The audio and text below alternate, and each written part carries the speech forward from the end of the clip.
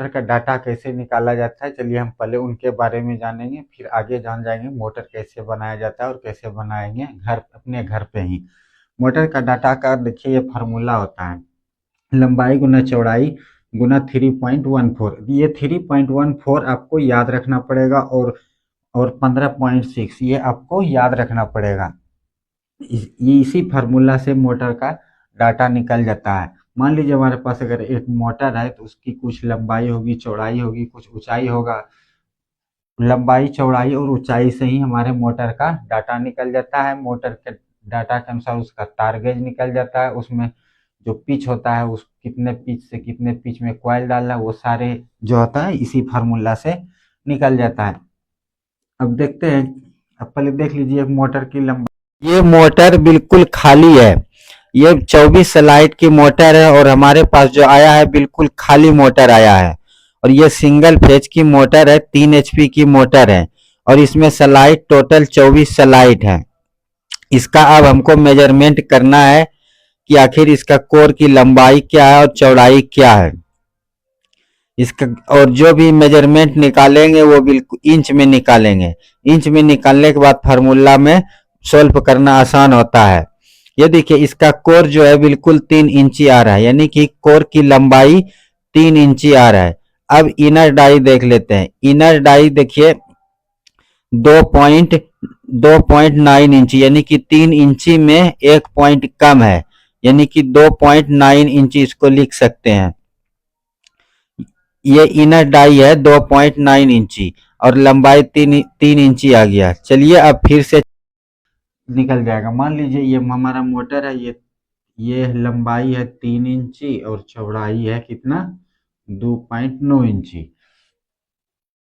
2.9 इंची। अब देखते हैं कि फार्मूला पे इसको सोल्व करते हैं।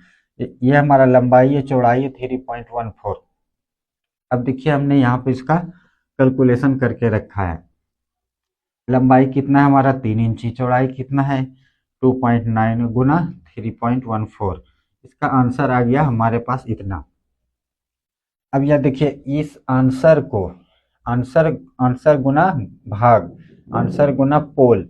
पोल मोटर का जो पोल होता है कि मोटर में पोल 3 प्रकार के होते हैं। एक 2 पोल की मोटर होती है, एक 4 पोल की मोटर होती है, एक 6 पोल की मोटर होती है। 2 पोल की मोटर 2800 आरपीएम होता है और 4 पोल की मोटर 1440 आरपीएम। और जो 6 पोल की मोटर होती है वो 900 आरपीएम में होती है। वो सब आगे आगे बता देंगे।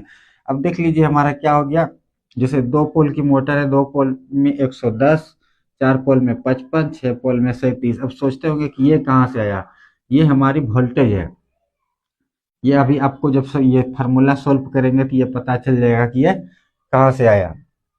अब देख लीजिए जब इसको सोल्व किया तो हमारे पास आंसर कितना आया 27.31। 27.31 को पोल से क्या करेंगे भाग देंगे। 27.31 हमने चार पोल वाली हम मोटर बना रहे हैं।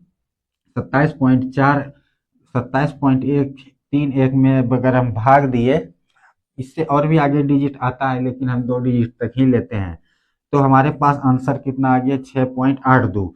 6.82 को क्या करेंगे, देखिए इस आंसर से हम इसको भाग दिए।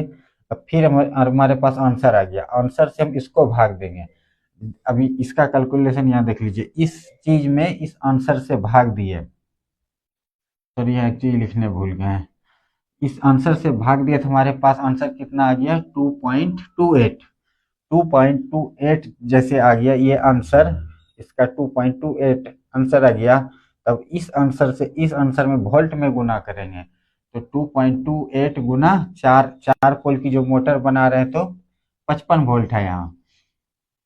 55 वोल्ट को क्या करेंगे, 55 वोल्ट से हम गुना करेंगे तो हमारे पास 125 टर्न आ गया। यानी कि एक सेट का जो टर्न निकला वो कितना निकला 125। लेकिन राउंड फिगर लेने के लिए हमने क्या कर लिया 130 ले लिया। अब जैसे एक सेट का जो हम क्वाइल बनाएंगे 130 130 टोटल हो गया। 130 को अब हम क्या करेंगे, जिस एक सेट में 2 क्वाइल बनेगा, एक सेट में 2 क्वाइल बनेगा तो हम इसको आधा आधा भी कर सकते हैं।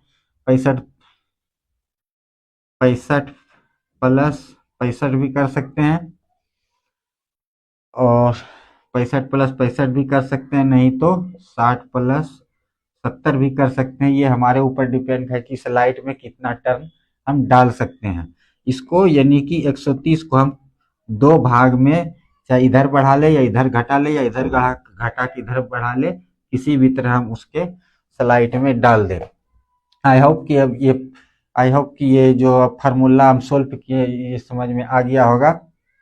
कि हमारे चैनल के साथ बने रहे, मोटर की एक एक पार्ट्स के बारे में आप लोग को बता देंगे। अब मिलते हैं नेक्स्ट